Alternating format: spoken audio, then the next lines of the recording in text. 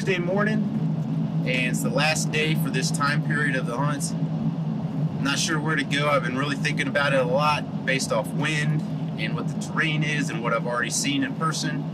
And I think there's a spot I'm just going to go set up between the two fields, between the cornfield and the field I was near last night, and just set up there, be still, and see if I can catch anything coming off the fields, and just go with that. And after that, I think I'm going to go stomp through that cornfield a little bit, see if there is actually any corn still standing, or if it's been harvested but the stalks are up, and see if maybe I can kick out any deer, because I just can't believe that there wouldn't be deer coming off of that if there's corn there. I just would find that hard to believe.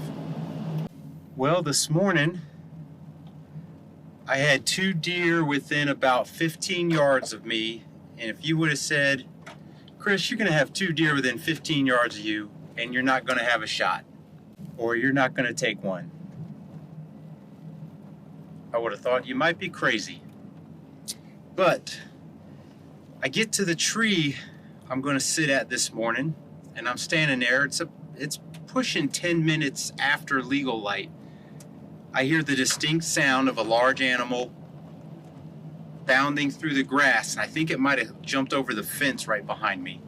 So I turn slowly, and there's a doe hobbling past me. It looked like her front left shoulder was busted up, maybe hit by a car. And so I turned my GoPro on and tried to get a shot, and I was trying to get her to turn around, turn sideways or something, but she just kept going dead away from me. I got down on my pack, laid prone, nothing. I couldn't get her to turn sideways. I almost pulled the trigger. She turned diagonal like she was going to turn and go toward the cornfield, but she turned and just did a quick diagonal, and that was that.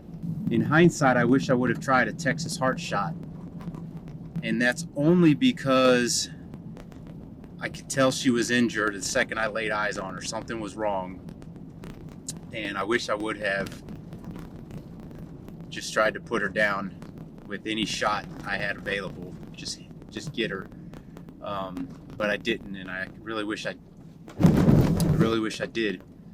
So after a while, after about 90 minutes of legal light, I went out and figured I'd go traipse through the cornfield a little bit. So I decided to try to walk through it, and walking down the rows of corn just is a no-go.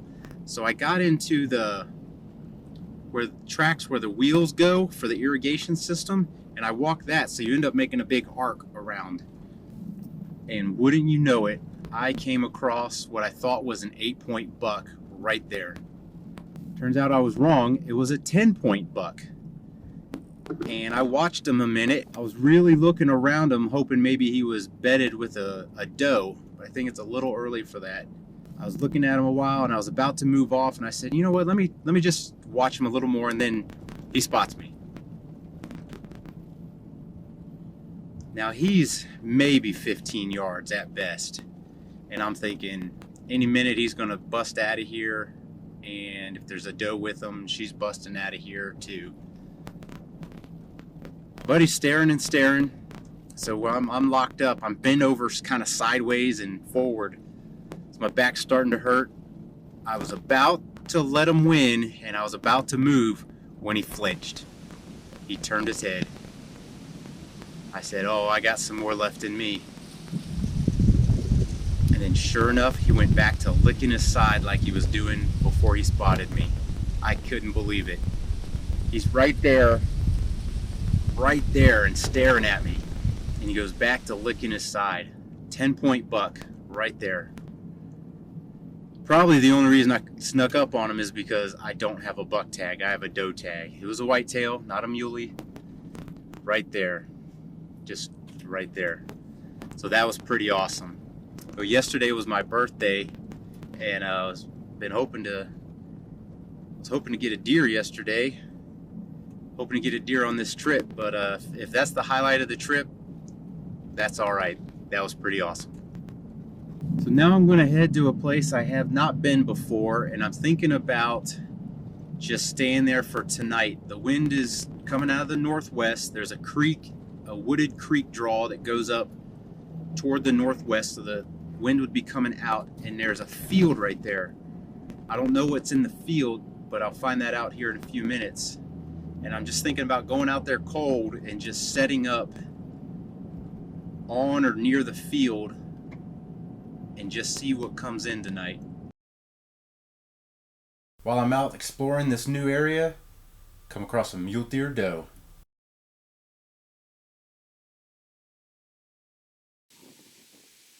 And these prairie dogs were quite feisty.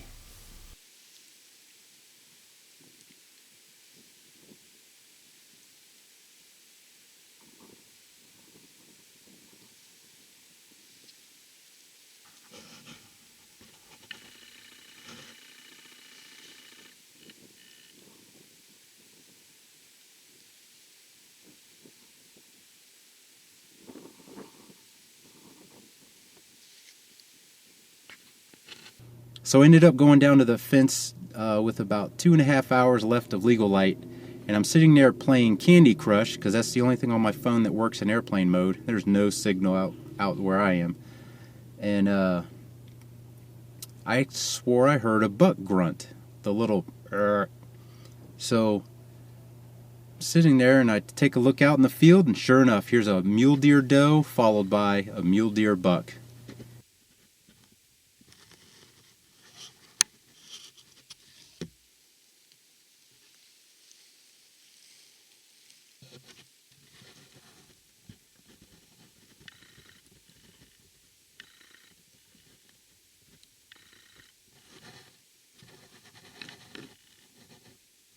I swear they winded me, which is why they turned to the right, but they weren't overly alarmed.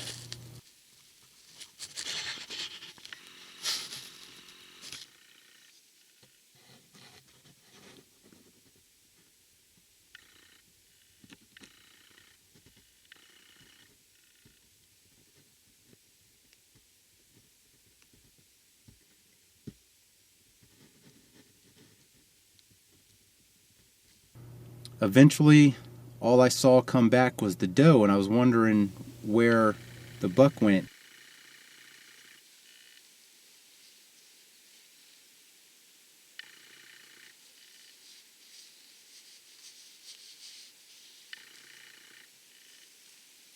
And then I see him well across the creek bed. Romeo's walking away dejected.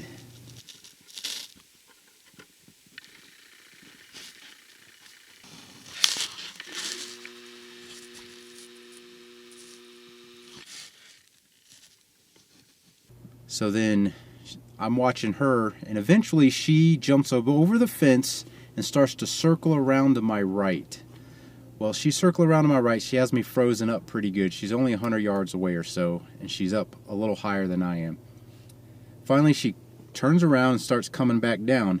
Well, as she's coming back down, I notice all of a sudden now there's two of them. She's multiplied into two does. They come back in the field, and I get a little footage of them, and I notice there's three.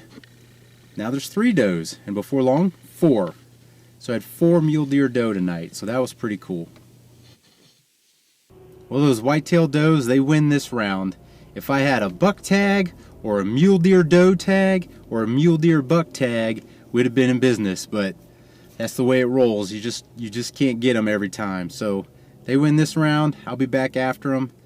Got another 14-day stretch to try to get after them, and we'll see how that goes, see what else pops up between now and then. Maybe another trip to Missouri, I don't know. But if you like this video, we could really use some more subscribes, so don't be afraid to push that button right over there. Thanks for watching.